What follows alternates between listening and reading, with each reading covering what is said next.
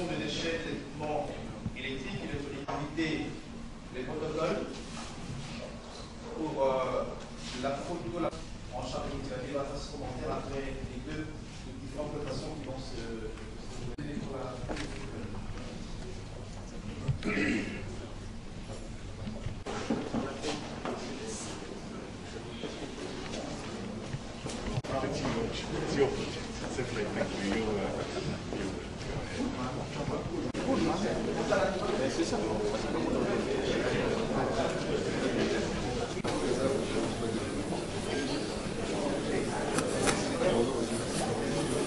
cérémonie après les lancements officiels.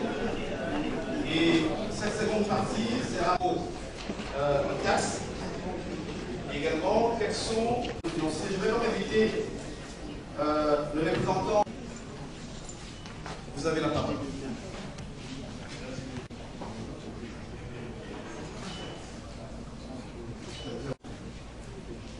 Excellence, honorable député de convention honoraire, distingués invités,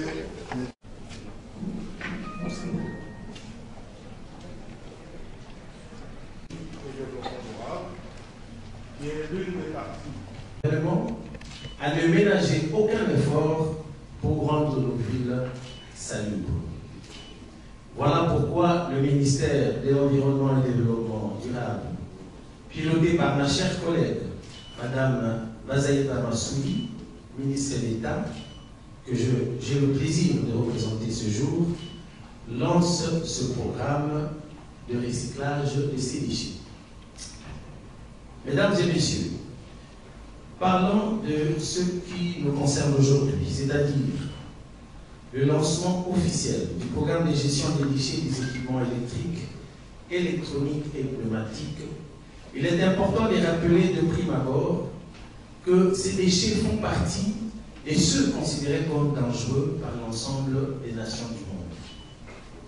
C'est pour cela que le contrôle de leur circulation a fait l'objet d'un traité, notamment la Convention de Bâle sur le contrôle des mouvements transfrontières des déchets dangereux et de leur élimination.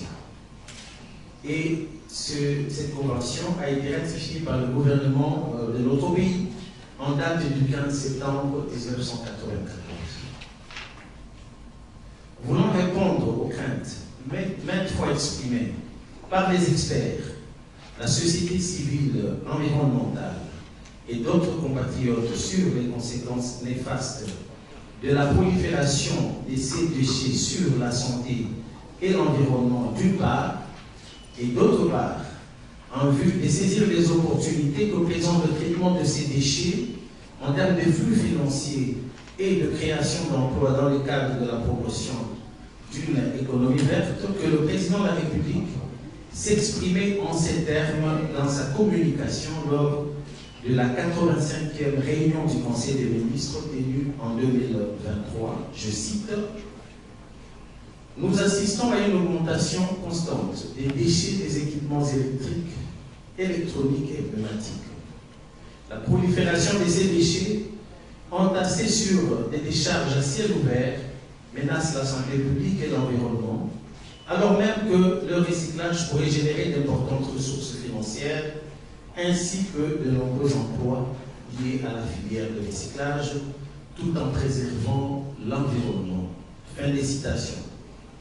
C'est ici le lieu de remercier la firme Intertech Group et son partenaire, la Société écologique et développement durable, avec lesquels le ministère de l'Environnement et du Développement durable a cheminé pas à pas, bravant toutes sortes de difficultés, jusqu'à parvenir à cette étape cruciale. Leur ténacité et les gages qu'ils ont fournis sur leur capacité à mener à bien la partie inspection, contrôle et recouvrement du programme ont été d'un précieux apport. Le remerciement s'adresse également à l'équipe du Fonds d'intervention pour l'environnement, dont l'implication a grandement contribué au balisage de la voie et a rendu possible l'effectivité du programme.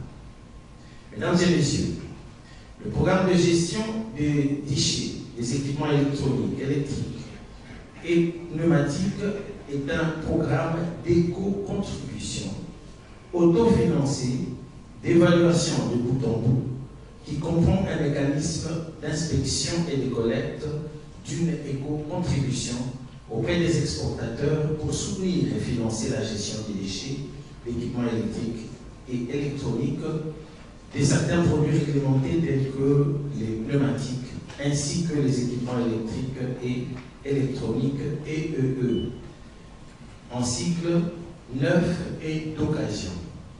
Pour sa mise en œuvre, la Société Écologie et Développement Durable a signé un contrat avec le gouvernement par l'entremise du ministère de l'Environnement et du Développement Durable.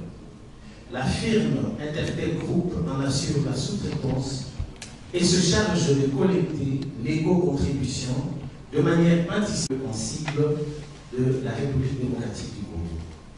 Ces prélèvements trouvent leur fondement, bien entendu, dans la gestion de la convention de Bâle que j'ai évoquée tout à l'heure, mais également sur les principes pollueur-payeur, la responsabilité élargie aux producteurs et enfin le principe de la solidarité dans le respect.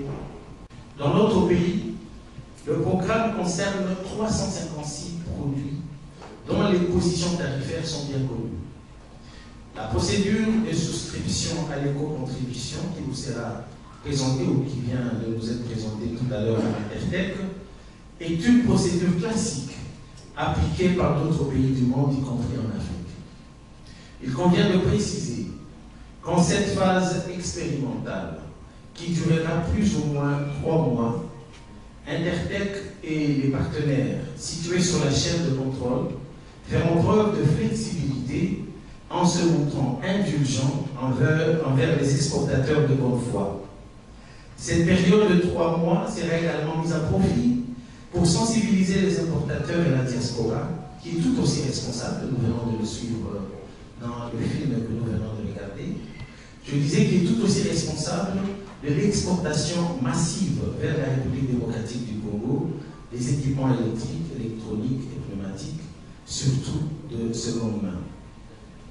J'encourage donc les parties prenantes à œuvrer main dans la main pour aplanir les éventuels malentendus qui pourraient naître dans la mise en œuvre de ce programme. Mesdames et messieurs, distingués invités, notre pays ne doit pas être la poubelle du monde. C'est pourquoi les fonds collectés serviront à investir dans le développement d'infrastructures de gestion de ces déchets. Par ailleurs, les statistiques générées par ce programme d'éco-contribution contribueront à la prise des décisions politiques liées à la gestion des déchets et à l'infrastructure de recyclage. Ces données statistiques peuvent également être utilisées pour suivre le progrès accompli dans la réalisation des objectifs de développement durable. Monsieur le ministre en charge des villes, distingués invités, sur ce, je déclare lancer officiellement le programme de gestion des déchets des équipements électriques, électroniques et pneumatiques en République démocratique du Congo. Je vous remercie. Voilà. Merci beaucoup. Lancement donc le programme autofinancer la gestion des déchets d'équipements électriques et électroniques. Soit pour être servi ou valoriser.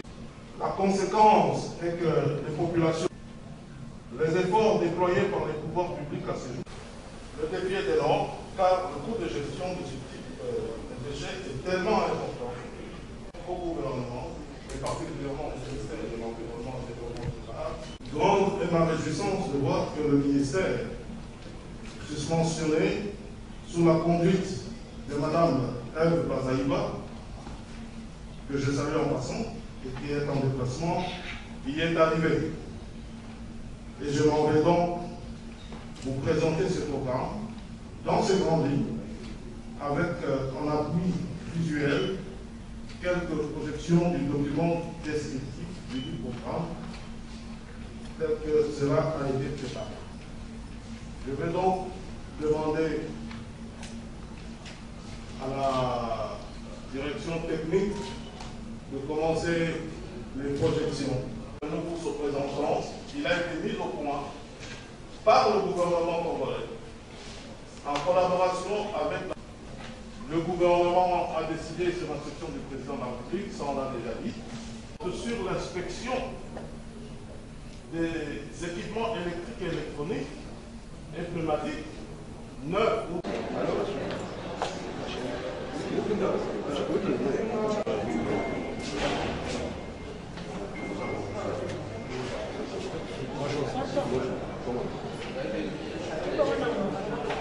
Et la mise en place de l'infrastructure de collecte et de retraitement et déchets et d'autres produits. Excusez la topologie. Alors, ensuite, toujours dans le module 3, valorisation ou l'élimination durable, en vue, bien entendu, de favoriser l'émergence de l'économie. Des revenus supplémentaires susceptibles de financer d'autres types d'intégration dans le domaine de la sélection, du ministère de l'environnement, des choix qu'on fait. Exportateurs des produits réglementés avant leur expédition en RDC. Ce mode de financement est la responsabilité élargie du producteur, qui concerne la gestion des déchets finaux ou intermédiaires. Le programme, le premier avantage, c'est un très beau avantage. Deuxième avantage, va vers eux chaque année, parce que vous devez le savoir, la grande majorité. Troisième avantage, le programme n'entraîne ni une augmentation des droits des douanes,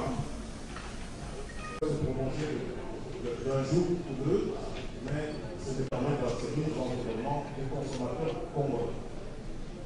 Donc, le programme, le développement des infrastructures, de gestion, des déchets des églises qui nous accompagnent, qui nous accompagneront certainement tout au long de ce projet et dans diverses sections ou business lines. Donc, ce sont des laboratoires partenaires qui amènent le nombre de laboratoires que nous avons et nous l'avons. Donc ici, l'étape d'enregistrement. Cette étape est importante parce que immatériel. Voilà une opportunité à Nord qui s'offre au gouvernement de la République. Avec cette volonté-là, et surtout l'accompagnement de chacun d'entre nous, notamment la fête qui a manifesté beaucoup de craintes, je vois le secrétaire général avec lequel nous échangeons beaucoup. C'est une occasion à Nord sur laquelle nous devons sauter pour arriver jusqu'au bout. Une autre raison qui montre que ce n'est pas un problème qui va s'arrêter aujourd'hui. C'est les partenaires même avec lesquels nous travaillons, Intertech. Vous avez suivi la représentation. Ce n'est pas une société qui est née du jour au lendemain. Intertech a plus de 100 ans d'existence. Et Intertech, c'est bien sûr la première fois qu'Intertech s'installe dans notre pays, mais cette firme internationale a de l'expérience dans beaucoup de pays du monde. Ce que l'on va faire aujourd'hui avec la RDC est déjà fait ailleurs dans d'autres pays.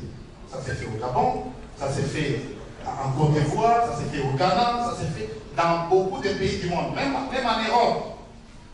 Donc, ce qui veut dire qu'en commençant avec ces premiers pas, nous n'allons pas nous arrêter, on ira jusqu'au bout. Parce que c'est une opportunité pour donner au gouvernement, pour donner au pays les moyens, enfin, de trouver une solution à cette problématique de la gestion, traitement des déchets.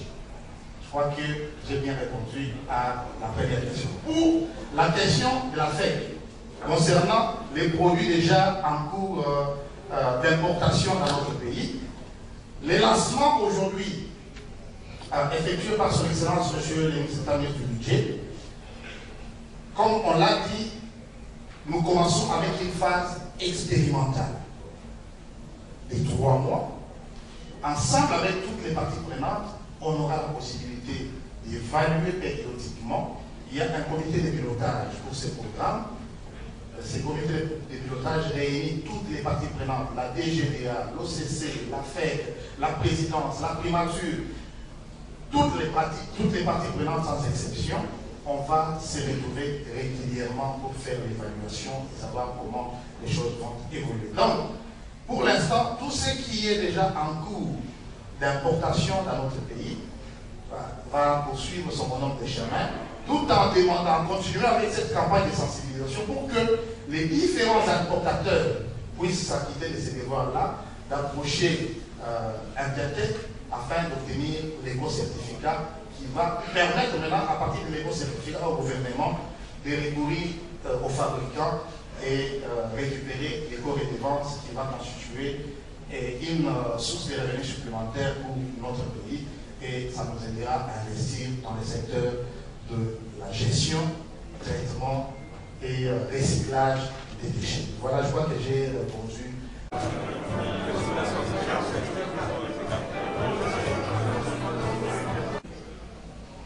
Très beaux avantages.